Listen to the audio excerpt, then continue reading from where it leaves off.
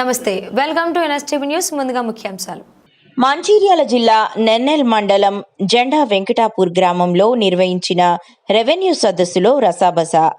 భూమి పేరు మార్పు కోసం గోగు సుధాకర్ తన తండ్రి లింగయ్య తీసుకుని రెవెన్యూ సదస్సులో దరఖాస్తు చేసుకునేందుకు వచ్చిన సుధాకర్పై దాడి చేసిన తిరుపతి, రవి, వెంకటేష్, మహేష్లు అనే నలుగురు వ్యక్తులు.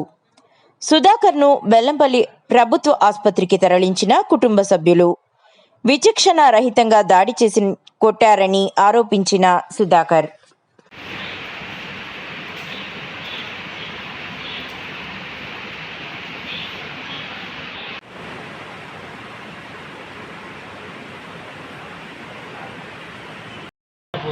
జెండానందపూర్ గ్రామ పంచాయతీలో ఈరోజు రెవెన్యూ సదస్సు జరుగుతున్న క్రమంలో నేను మా తండ్రిని తీసుకొని మా తాతకు సంబంధించిన కొన్ని భూములు మాకు పరిష్కారం ఎన్నో ఏళ్ళ నుంచి కావట్లేదని క్రమంలో మేము గ్రామ పంచాయతీ ఆఫీస్కు మా తండ్రిని తీసుకొని మేము పోయిన క్రమంలో అక్కడ జనగామ తిరుపతి మాజీ కాంగ్రెస్ మండల అధ్యక్షుడు ఆయన బావమర్ది బండారు రవి, గోరుకుంట వెంకటేష్, బండారు మహేష్ అనే వ్యక్తులు మధ్యల నా మీద దాడికి అకారణంగా దాడి చేసిన క్రమంలో బొమ్మడి హరీష్ గౌడ్ నిన్న మా కాంగ్రెస్ లీడర్ కూడా ఆయన అడ్డుకోవడం జరిగింది. పాపం ఆయన కూడా కొన్ని గాయాల పాలైండు.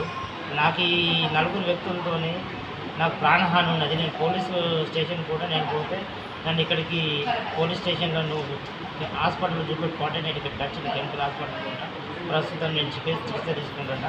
పోలీసులు కూడా నాకు న్యాయం చేయగలుగుతుంది నేను కోరుతున్నా. అదేవిధంగా ఇట్లాంటి కాంగ్రెస్ ముసుగుల ఇట్లాంటి నాయకులు మాత్రం ప్రోత్సహిస్తే ఇది రాబోయే రోజులలో మాత్రం ఇది ఇంకెంతటి ఘోరాలకు మనము వాళ్ళకు అవకాశం ఇచ్చినట్టయితే ఒకసారి ఎమ్మెల్యే గారు కూడా గౌరవ ఎమ్మెల్యే వినోద్ గారు కూడా దీన్ని దృష్టిలో పెట్టుకొని వాళ్ళని కాంగ్రెస్ పార్టీ నుంచి వాళ్ళని డిస్మిస్ చేయాలి, తొలగించాలని చెప్పేసి నా డిమాండ్ అయితే చేస్తాను. నాకు న్యాయం చేయగలరని చెప్పేసి నేను కోరుకుంటున్నాను.